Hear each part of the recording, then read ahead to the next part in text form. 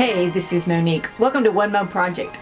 This year, my husband and I got invited to an ugly Christmas sweater party. So, I had to make some ugly Christmas sweaters. But I don't think they're ugly. They're just probably a little bit gaudy. Anyway, two videos. This one, I'm going to show you how I made mine. And on another one, I'll show you how I made my husband's. So, I got some help from my lovely assistant there. Yeah, he's not very useful, but he sure is pretty. Anyway, this is just the regular craft felt. It's not any kind of really nice felt. It's regular craft felt. And I folded it so that I could cut multiple leaves at a time. And they're really rough. I just made sort of a leaf shape and didn't worry about them being the same size, because I wanted them to be at least a little bit different. And I cut stacks of about 4 at a time, just so that I could go faster, and I didn't want to cut one at a time. I think I probably had about 150 or so leaves total, and I had 3 different greens, a bright green, a middle green, sort of a Kelly green, and then that forest green. And I used up all the felt to the edge there, and it made that last little set small, but I thought that would be good. I opened up the sleeve there so that I could get inside of it as I worked, because I was going to need to be able to sew through it. Then I laid out the leaves on the first sleeve. I wanted to make sure I mixed up the colors and just get a feel for how it was going to look.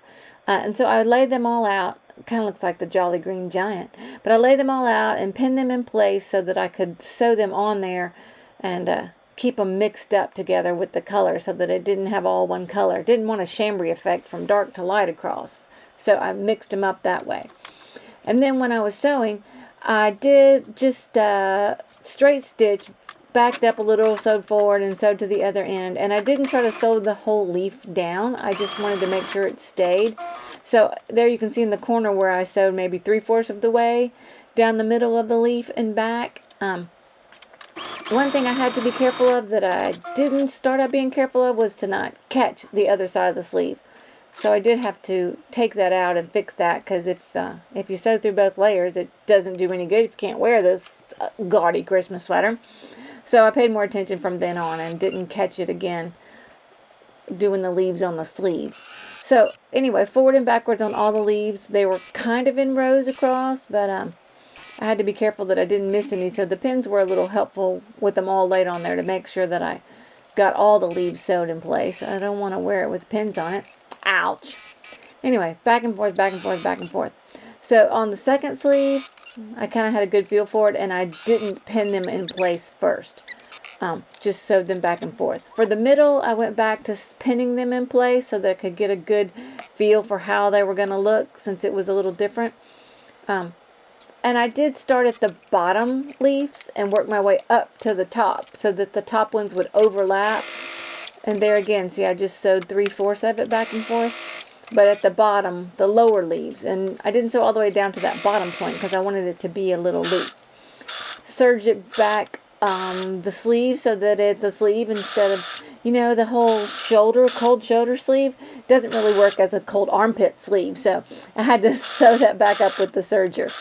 And then the ends of this serger, I tied in a knot to keep them from coming undone. Now for the bow, this part that I'm doing here is the tail, and it is 8 by 36. It gets folded on its skinny direction, and I cut a pointed end on it, and I cut them like that folded because I wanted them to mirror each other. A few pins to keep that from walking around too much and to give me an idea for about where the middle is, because in the middle I'm going to leave a opening so that I can turn this right sides out. You sew right sides together, but this is broadcloth, so it's not really a difference in the right side and the wrong side. But I sewed that in all the way around, but left a little opening in the middle and then trimmed the corners. This is important because it reduces the bulk inside of a sharp corner and allows you to turn it and get a sharper corner. Once I got it turned out the right way, I didn't have the good corners yet, so I had to use my trusty chopstick and use it to work the corners and push them out a little bit better so that they were nice and sharp. Now, this is the bow part, and it is folded on its skinny side.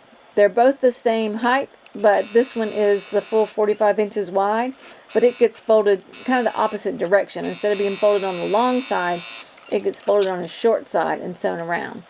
There again, clip the corners to reduce the bulk. This one, I almost got that hole too small to get my finger in to turn it, so it took a little more time to get it to pull out through the hole because it was too small, but it worked out fine.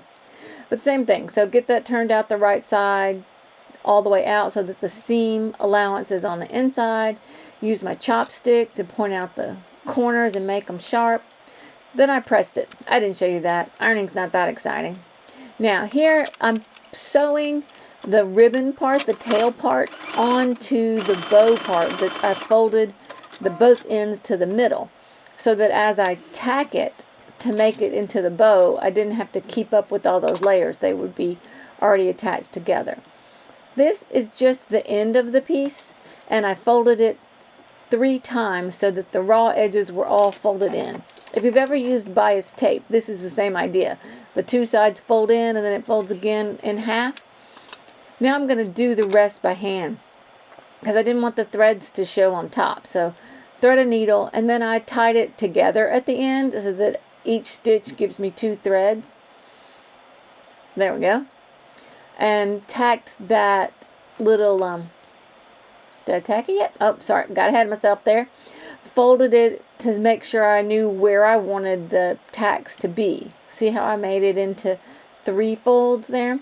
So the first one I just folded in half, and then about 1/4 of an inch or so from that fold, I sewed back and forth through it to hold that fold in place. This is going to be covered up by that middle piece, so it doesn't matter that it's beautiful stitching.